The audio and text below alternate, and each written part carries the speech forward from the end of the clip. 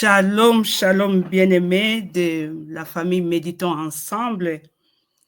Je m'appelle Sœur Jeanne Nzundu, épouse du docteur Paul Waiwai de l'église baptiste de Bruxelles, les Tabernacles, comme nous l'appelons.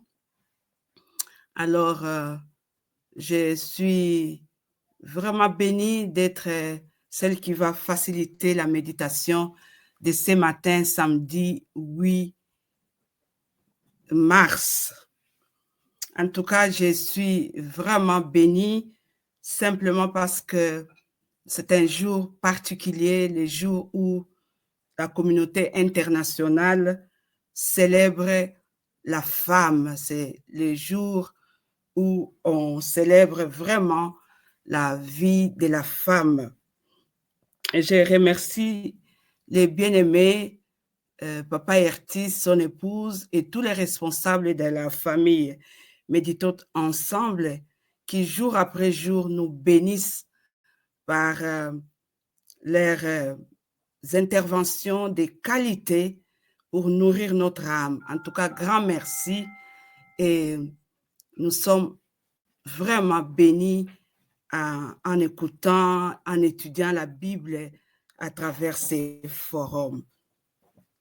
Alors pour cela, nous allons partager ensemble, comme je l'ai dit tout à l'heure, que je vais faciliter la méditation de ce matin,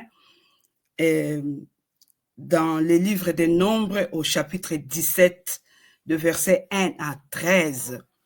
Alors, il y a deux questions qui nous ont été proposées, question numéro 3 et question 7. Question 3, y a-t-il un exemple à suivre ou à ne pas suivre?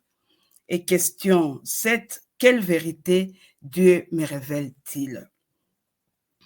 Alors, avant de pouvoir continuer, comme nous avons l'habitude, nous allons prier avec toute la famille. Tendre Père, nous venons à toi. Merci pour ces instants, ô Dieu, que tu permets que nous puissions partager ta parole, que nous puissions méditer ensemble. Merci Saint-Esprit de pouvoir nous entraîner dans une dimension, ô Dieu, où nous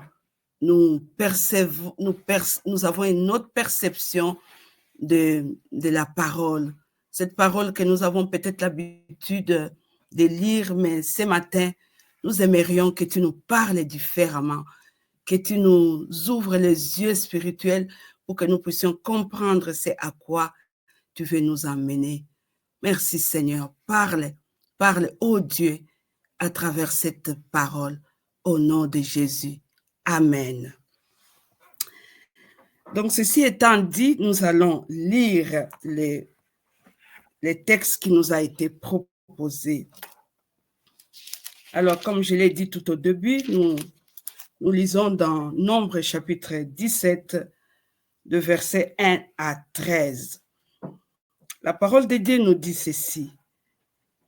La verge d'Aaron. L'Éternel parla à Moïse et dit, « Parle aux enfants d'Israël et prends d'eux une verge selon les maisons de leurs pères, soit 12 verges de la part de tous leurs princes selon la maison de leur père. Tu écriras le nom de chacun sur sa verge et tu écriras le nom d'Aaron sur la verge de Lévi, car il y aura une verge pour chaque chef de maison et leur père. Tu les déposeras dans la tente d'assignation devant les témoignages où je me rencontre avec vous. L'homme que je choisirai sera celui dont la verge fleurira et je ferai cesser de devant moi le murmure que profère contre vous les enfants d'Israël. Moïse parla aux enfants d'Israël et tous leurs princes lui donnèrent une verge, chaque prince une verge selon les maisons de leur père, soit 12 verges. La verge d'Aaron était au milieu de l'air. Moïse déposa les verges devant l'Éternel dans la tente du témoignage. Le lendemain, lorsque Moïse entra dans la tente du témoignage, voici la verge d'Aaron pour la maison de Lévi avait fleuri. Elle avait poussé des boutons, produit des fleurs et mûri des amandes. Moïse ôta de devant l'Éternel toutes les verges et les porta à tous les enfants d'Israël, afin qu'ils les vissent et qu'ils prissent chacun leur verge. L'Éternel dit à Moïse, « Reporte la verge d'Aaron devant les témoignages pour être conservée comme un signe pour les enfants de rébellion, afin que tu fasses cesser de devant moi leur murmure et qu'ils ne meurent point. » Moïse fit ainsi, il se conforma à l'ordre que l'Éternel lui avait donné. Les enfants d'Israël dirent à Moïse, « Voici, nous expirons, nous périrons tous. Quiconque s'approche du tabernacle de l'Éternel meurt. Nous faudra-t-il tous expirer? » Amen. Alors,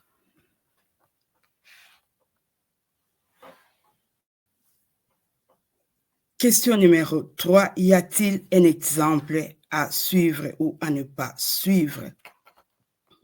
Alors, quand je regarde le verset 11, je retiens le fait que Aaron, plutôt Moïse, fit ainsi, il se conforma à l'ordre que l'Éternel lui avait donné.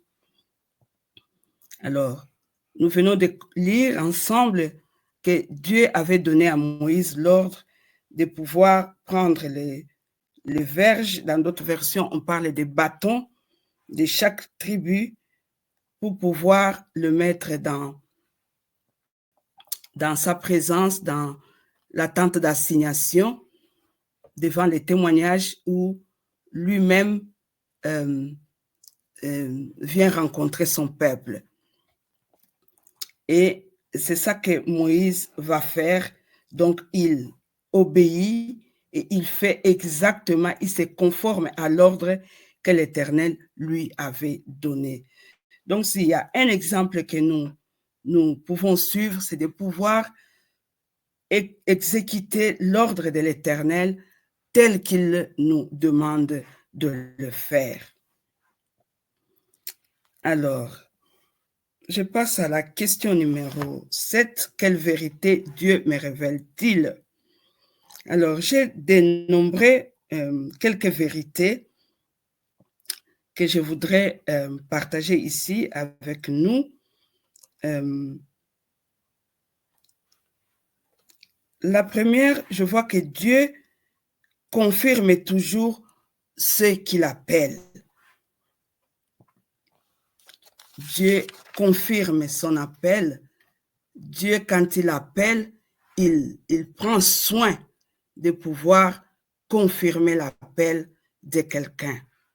Alors, l'appel de Dieu n'a pas besoin de justificatifs ou de justifications humaines. Parce que lui, quand il choisit une personne, il lui donne une mission, il le démontre à travers les fruits dans sa vie. Alors, c'est ça qui va distinguer justement l'homme qui a été appelé à ceux-là qui s'autoproclament, qui se disent enfants, plutôt leaders, sans pour appeler. Et je peux encore ajouter le fait que quand Dieu appelle, il les fait voir à travers les fruits que nous portons. Nous n'avons même pas besoin de justifier quoi que ce soit. Nous produisons des fruits qui sont dignes de notre appel. Alors, quelquefois, nous pouvons nous sentir contestés, incompris ou rejetés dans notre appel, mais si c'est Dieu qui nous a réellement appelés, si c'est Dieu qui nous a choisis, il va le confirmer à travers, comme je viens de dire, des signes qui soient évidents. Ce que nous devons comprendre ici, c'est que le chapitre 16 qui nous a été vraiment bien expliqué, et j'ai beaucoup aimé la façon dont notre sœur, je pense, sœur Lola, qui est au Canada, en Côte d'Ivoire, qui a pu partager tout ce qui s'est passé, comment le peuple se sont rebellés contre Moïse et Aaron, comment Dieu les a punis à travers la terre qui s'est ouverte et autant de personnes sont mortes. Je ne reviens plus là-dessus. Si nous voulons revoir cette méditation, c'était au 22 février, samedi 22 février, je me rappelle. Notre sœur Lola nous a tellement bien expliqué et tous les bien-aimés ont apporté leur contribution quant à la contestation, quant à tout ce qui, à la rébellion, au murmure contre Moïse et Aaron, mais surtout contre Dieu lui-même. Et nous avons vu que Dieu n'aime pas la rébellion et il a châtié, il a exterminé tout cela qui était dans cette situation. Et donc, ici, nous voyons que Dieu veut confirmer à travers des signes son appel, l'appel d'Aaron à travers le bâton qu'il a flairé. Alors, j'ai ajouté encore la question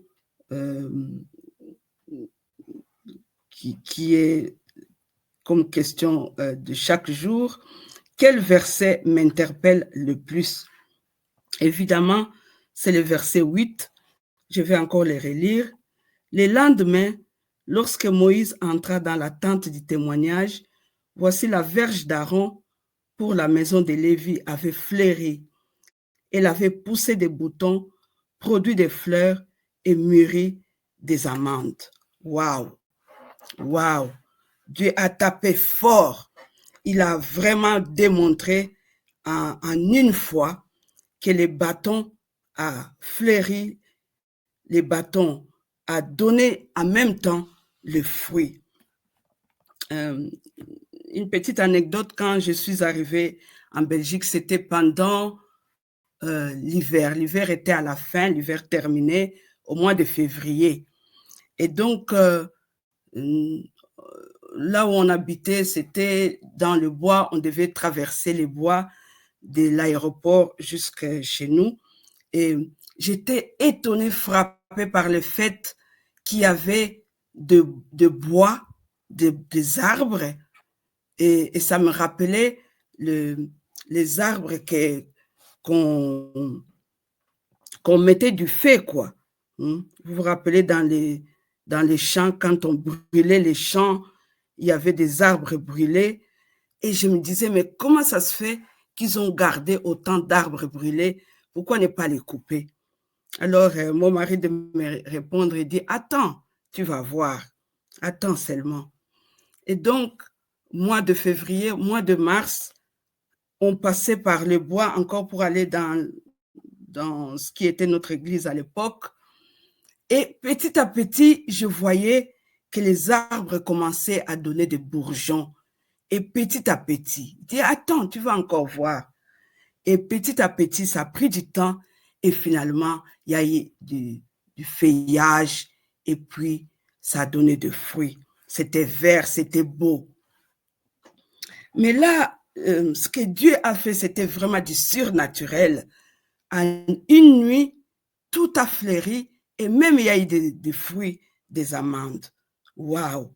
Ça a été vraiment fort pour montrer que Dieu avait effectivement choisi Aaron, qu'il était le choix, qu'il était l'appelé, qu'il était celui qui avait le leadership pour pouvoir conduire son peuple. Alors, qu'est-ce que cela peut m'apprendre? Qu'est-ce que cela peut nous apprendre? La première chose que je note, c'est que l'épanouissement spirituel vient de Dieu. Dieu est celui qui nous fait épanouir. Dieu est celui qui, je parlais déjà de l'appel, mais je parle aussi du fait que Dieu, c'est celui-là qui nous fait épanouir. Un bâton, la verge, comme la version que je viens de lire, c'est un morceau de bois qui est sans vie, sec. Pourtant, dans la présence de Dieu, qu'est-ce que ça fait? Ça réfléchit, ça porte de fruits. Alors, deuxièmement, peu importe mon état spirituel actuel, si je reste dans la présence de Dieu, il peut ramener à la vie ce qui semble mort en moi. Ça peut être un appel oublié, ça peut être une relation brisée, ça peut être une foi affaiblie, ça peut être tout ce qui peut être mort, mais dans la présence de Dieu, Dieu ramène à la vie. Et cela nous fait penser la période à laquelle nous sommes en train d'aller doucement à Pâques. Donc, nous allons voir que ce qui était mort va reprendre vie. À travers la résurrection de Jésus, à travers la mort, la résurrection de Jésus, nous pouvons revivre ce que Dieu nous donne, ce que l'ennemi nous vole, ce qui a été détruit, ce qui est mort peut reprendre vie. Je voudrais encore revenir un peu à ce qui concerne l'appel de Dieu. Je voulais encourager le peuple de Dieu dans cette plateforme. C'est vrai que Dieu nous appelle. Il y a beaucoup de leaders, il y a beaucoup d'hommes de Dieu, il y a beaucoup de femmes qui sont des responsables.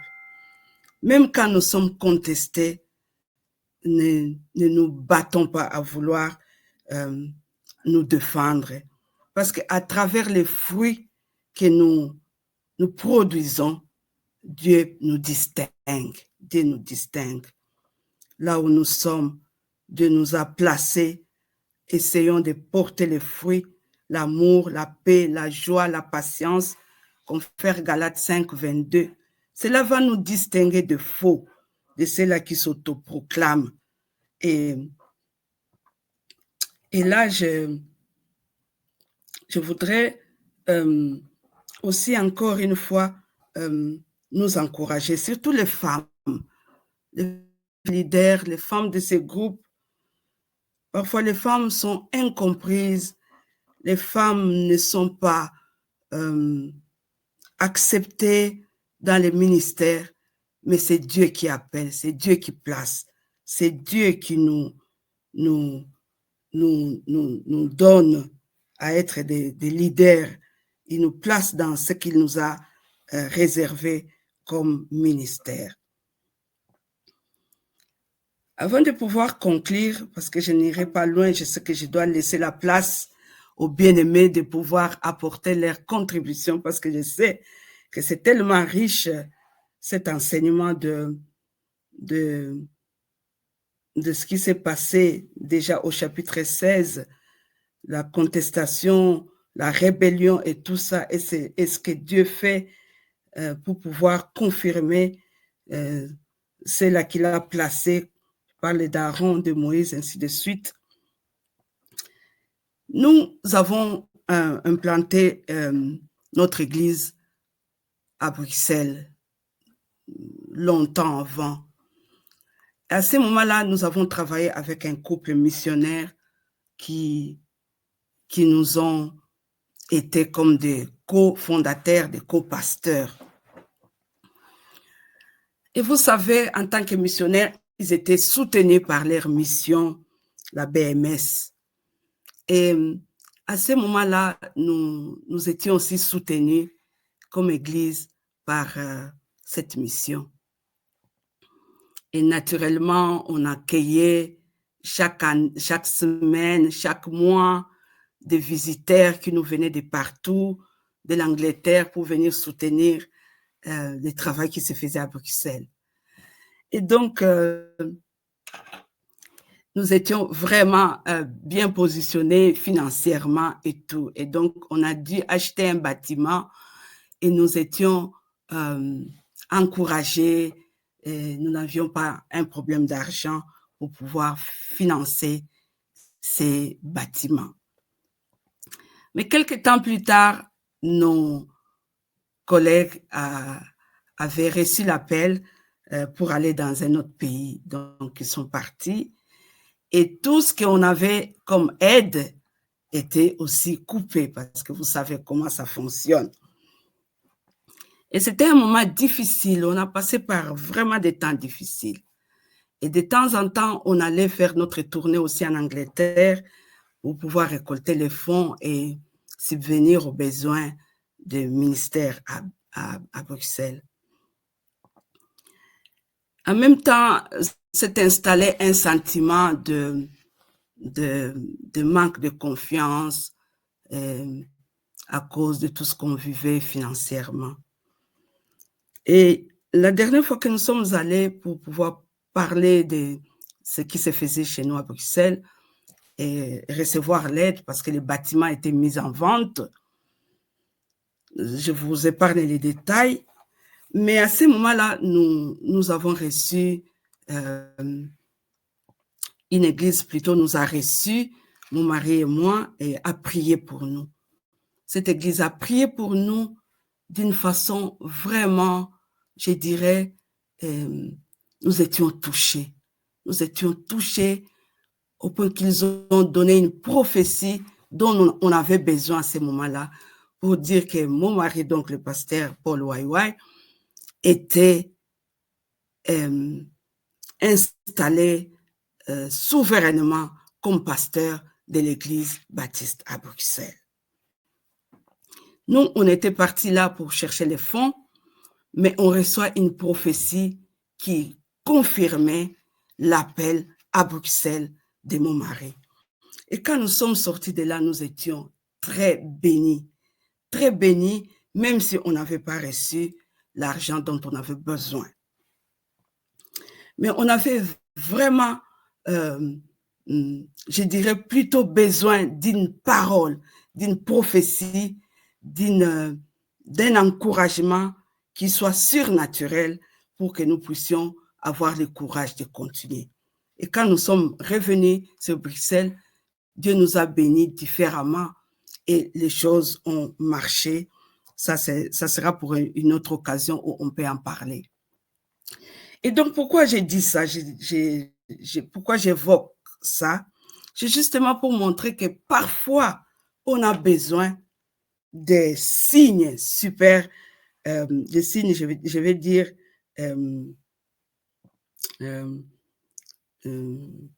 qui viennent de Dieu pour pouvoir confirmer, pour pouvoir booster, pour pouvoir démontrer que c'est lui qui vous a appelé, c'est lui qui vous a placé dans tel endroit et pour vous encourager. Bien-aimés, pour pouvoir conclure, je voudrais vous encourager, je voudrais nous encourager de demeurer dans la présence de Dieu. Parce que si nous sommes dans la présence de Dieu, nous allons voir notre vie refleurir.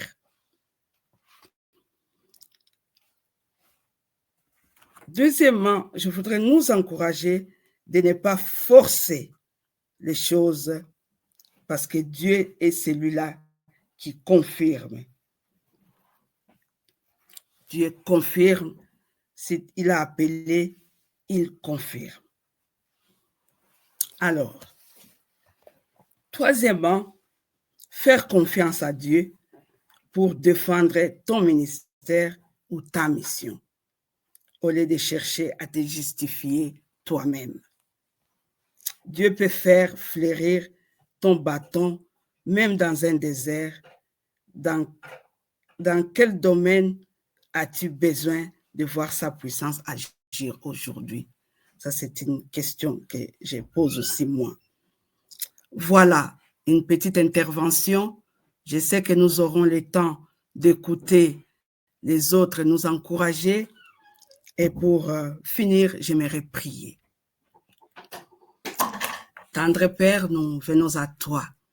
Merci pour ce moment que tu nous as donné de pouvoir partager toutes ces richesses à travers ta parole. Les bâtons ou la verge d'Aaron a fleuri en une fois et a porté des fruits. Seigneur, ce soir encore, tu veux que nous puissions porter des fruits dignes de la repentance, des fruits qui confirment que nous t'appartenons, des fruits qui nous distinguent des autres Oh, alléluia. Merci Seigneur d'encourager une femme, d'encourager un frère, d'encourager une sœur à travers cette méditation. Nous te disons ainsi merci au nom de Jésus. Amen. Amen. Amen. Alléluia.